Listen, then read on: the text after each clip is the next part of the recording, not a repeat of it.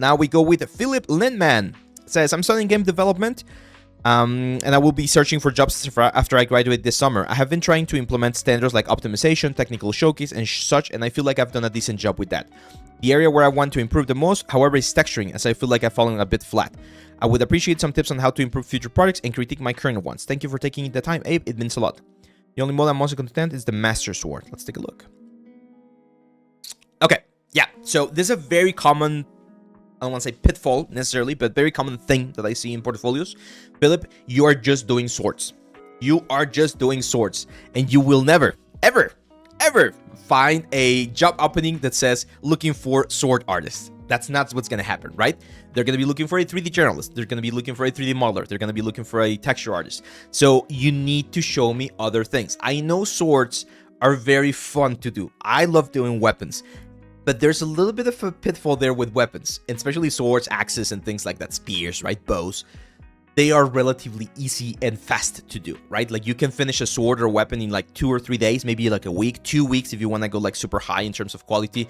And that's the problem with these pieces, that nothing, again, stands out to me as something that's like, oh, this is pretty impressive, right? Like this guy really knows modeling, sculpting, texturing, and every other thing. You are showing something that is relatively simple to accomplish. Everyone can model like this kind of stuff. Well, everyone who's learning how to model, of course, right? Not your grandma or your aunt, but everyone can model this kind of stuff. This is a really pretty one. I like it. There's some good variation here in terms of texturing. Like there's a little bit of roughness there. It's very, very clean as a model. This looks great. Like, love the attention to detail there. Optimization-wise, this is not a game-ready asset, and the reason why I'm saying, well, I mean, it could be, right? It could definitely be a game-ready asset, because poly count's not, like, super, super high, but there's a lot of parts right here where I see a very dense, like, a mesh on the poly or on the trice, where things could be optimized. Like, I'm not seeing a bake, necessarily. What's this, man? What the hell is this, dude? Oh, okay. I like, oh, okay, this is a little bit confusing, and this is another like little tip for everyone. When you're presenting stuff, make sure that it reads properly. Like show this to some other people and ask them before you publish, because for instance here, because you have these black spots right here and you have the names albedo and metallic, I thought this was the metallic map and I thought this was the roughness map, and I was like, why are you showing me a map that's completely black, right? So just like crunch them, like make it either like a single file, or just like modify this, because that like cross, that black cross, visually it just like messes me up.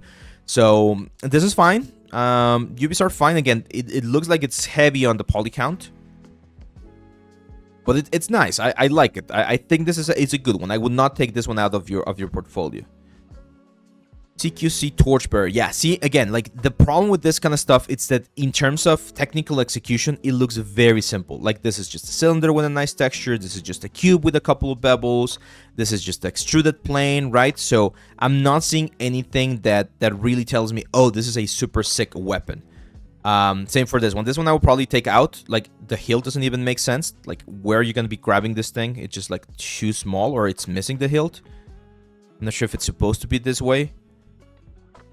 And yeah, it's weird. I'm not sure about this one right here. And then works in progress. I personally works for Ape. Thank you. Normally I'm not up, like I don't like works in progress on portfolios. I prefer this in other like mediums, like forums or things like that. This is definitely better. This is definitely better. Now I am gonna take a wild guess here, my friend, and I'm gonna presuppose that you don't know how to use ZBrush. The reason why I'm saying that is because I don't see any sculpting so far on these elements. You're not really showing any sort of like sculpting techniques. And this is the kind of assets where adding a little bit of a sculpting pass can really push this to the next level, right? So for instance, the belts, right? I take a look at this belt right here. They're very nicely constructed. I love the loop right there. I love the buckle. I love the thing going around. This is great. But if you just bake this and try to texture that inside of Substance, it's still gonna look super like super square here on the border, like super low poly.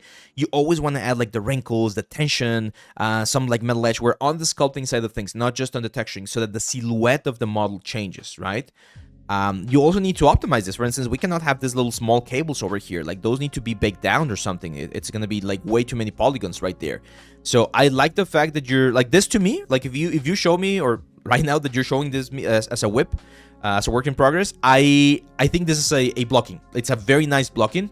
This is a way more complex weapon, so I definitely would encourage you to finish it and complete it. But I would take this into ZBrush. Like the pieces that need to be taken into ZBrush, I would take them into ZBrush so that you can really push the silhouette a little bit more, make the organic stuff look a little bit more organic, add a little bit of like edges and trims and elements here.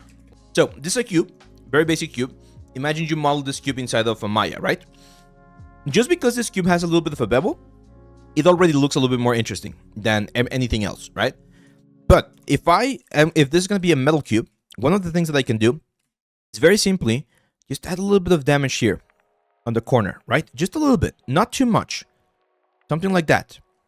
I can use my ore flatten edge here to just include or incorporate a little bit more of that detail. I can just trim dynamic, for instance, and maybe like chamfer or clean that corner right there, right? Maybe we can add a little bit of a bigger hit or like a bigger bend right around this area right here.